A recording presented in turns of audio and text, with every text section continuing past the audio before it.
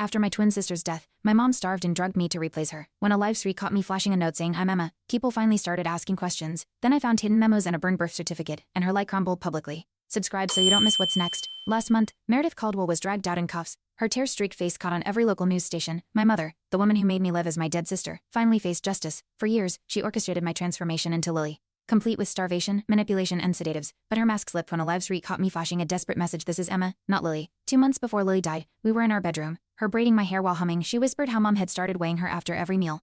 I laughed, confused. The bathroom scale showed up the next day. At first, I thought it was concern, but when Meredith replaced my clothes with Lily's modeling gear and threw away my favorite hoodie, the truth crept in. I wasn't Emma anymore. I was becoming Lily. And no one noticed. I remember Mom's eyes lighting up when I answered to Lily without flinching. It was a test. She grinned, called me perfect, and kissed my forehead. My cousin Sarah visited that weekend and looked startled when I corrected her name slip. It's Lily now. She glanced at Mom, then whispered, Emma, are you okay? I lied. I said I was happy. Later that night, Meredith flushed my journal down the toilet. Lily doesn't write fantasies, she hissed. Meredith switched my meals to Lily's diet: half a grapefruit, 1 egg white. I collapsed in gym class. Miss Patterson pulled me aside, concern in her voice, but I smiled and parroted Mom's words. That night, I stole peanut butter from the pantry and hid it behind the bathroom mirror. Sarah texted, you sure you're okay? I replied, totally. But my ribs were showing, and I didn't recognize my voice anymore. Dad found my real birth certificate torn in half in the trash. When I asked, he looked away and said, that's not your name anymore. Meredith nodded from the kitchen. I locked myself in the bathroom and stared at the mirror.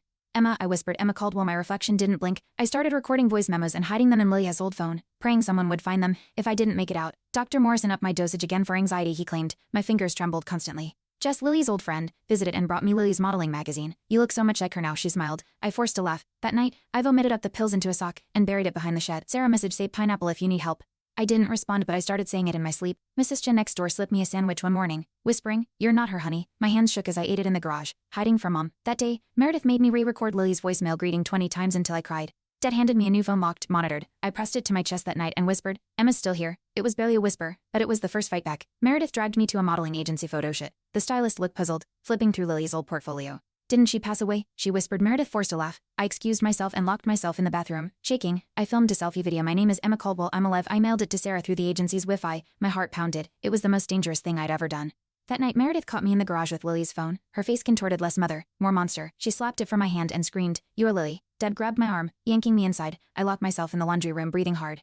I whispered into the dryer vent, Emma's here, please. Across the street, Mrs. Chen turned on her porch light. 3 flashes. I wasn't alone, not anymore. Sarah showed up unannounced, pretending it was a surprise visit. Meredith stiffened but let her in. Emma, Sarah said gently, hugging me too tight. She slipped a flash drive into my pocket. That night, I plugged it into Dad's old laptop. Inside were my voice memos, photos, and a file named Proofec. I wept silently, hope flooding in. Sarah hadn't given up. She'd been building a case all along.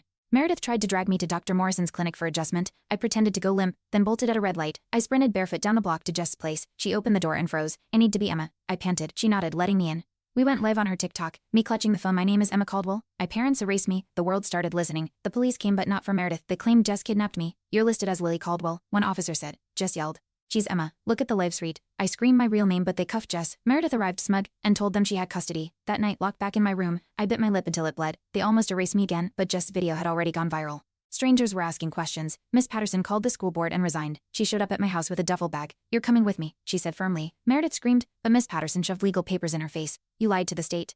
We drove off. I sat in silence, gripping the passenger seat. You okay? She asked. I didn't answer, but the duffel held my real birth certificate and the stuffed bear Lily gave me. Dr. Morrison tried to clear Meredith's name, claiming my identity crisis stemmed from grief. But Sarah leaked his falsified reports online, along with his private billing logs. He drugged a minor under a false name. The caption read, within hours, his clinic was swarmed with reporters. He locked his doors. I watched the footage with Miss Patterson.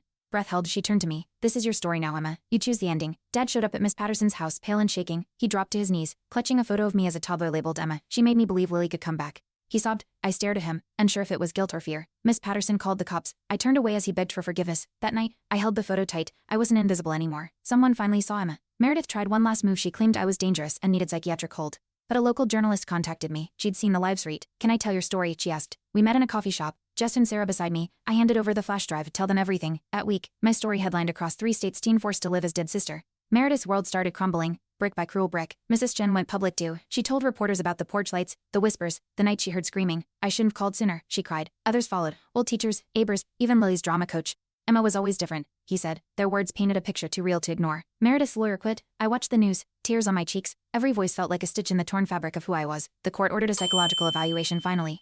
one not chosen by Meredith. Dr. Anika Singh, common firm, asked me, "What's your name?" I hesitated, then said, Emma Caldwell." She nodded, noting it gently. After 2 hours she announced this child was coursed, repeatedly, systematically. I exhaled for the first time in years. Meredith screamed in the hallway, but no one listened this time. Her voice no longer defined who I was. A viral TikTok trend began, teens holding signs with their real names, reclaiming identities. I'm not who they told me to be. Mine was first. It sparked a wave. The media dubbed it the Emma effect. I watched thousands share stories, trans kids, adoptees, survivors just cried watching the montages. "You did that," she said. I didn't know how to feel, but for the first time, I didn't feel alone. My voice echoed back through them. Meredith refused to appear in court. Instead, she mailed a letter, 5 pages. No apology, just delusion. "Lily live through you," it said. The judge read it aloud. Then he looked at me. "Miss Caldwell, do you want to speak?" I stood slowly, my hands trembling. I was never Lily. I was always Emma, and I deserved to be her. The courtroom was silent. Then someone clapped, then another. It became thunderous. My name filled the room. Jess testified next. She begged to be Emma again. She told the jury. Her voice cracked.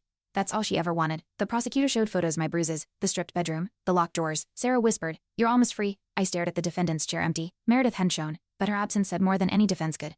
The judge's gavel hit wood. "Proceed to verdict." My heartbeat drowned out everything else in the room. Meredith's lawyer released a video home footage of me and Lily. "See, she was always confused," he claimed, but online sleuths found edits, inconsistencies. That's 2 separate days spliced together. One user posted. Within hours, the video was debunked. My live streams were reposted side by side, with the false narrative. I watched the internet fight for me. Total strangers screamed my name louder than I ever had.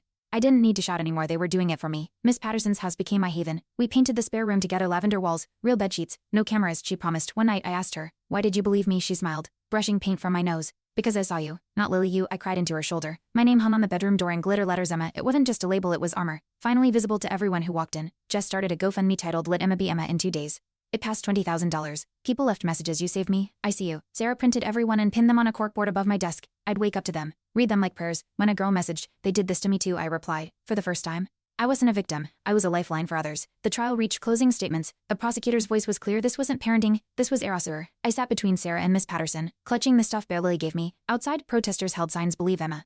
Meredith never appeared again. Her attorney submitted a statement. My client declines to speak. The silence was louder than any scream. When the jury filed in, I stopped breathing. The 4% stood guilty on all counts. My world tilted. Sarah squeezed my hand as the sentence was read. 25 years. Dr. Morrison got 10. Dad received 5 for neglect. I didn't cheer. I didn't cry. I just exhaled. The courtroom emptied slowly. Outside, cameras flashed, but I didn't speak, just held my shoulders, whispering, "You did it." But it wasn't over. Not really. The wounds still stung.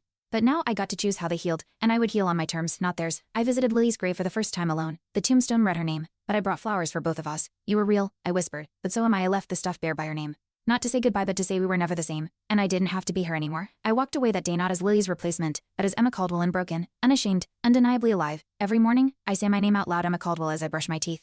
It sounds simple, but it's mine. The mirror shows me now, not Lily. My real reflection has messy hair, chipped nails, and a crooked grin. Miss Patterson painted my doorframe sky blue. "New day, new name," she said. I hung my favorite photo there, me and Sarah.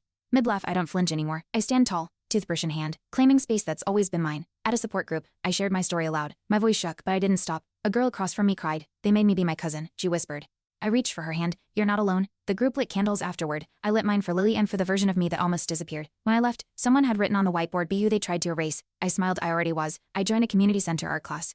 My first project, a mural of names in bright paint, real names, chosen names, reclaimed names. "Art heals," the instructor said. I painted mine in yellow, Emma. When I stepped back, the wall shimmered with power. Sarah added hers too. We laughed, our hands stained. "No one can paint over this," I whispered. We sealed it with clear gloss. Not even time would erase it. "This wall, like me, stays." Meredith's mugshot went national. Her sentence listed below in bold. I didn't look away. Jess and I watched the coverage, grilled on her couch. "Popcorn between us, Justice," she said. I nodded. It didn't erase everything, but it mattered. I posted my first public video since the trial. "My name is Emma Caldwell," I said, smiling. "And I am free." Comments poured in, applause, heart emojis, messages from girls who finally felt seen. My voice reached home. I started school again, real school, with teachers who knew my name. On the first day, they handed me a schedule, Emma Caldwell. I stared at it like treasure. In English class, we wrote essays titled "Who I Am." I didn't write about the past.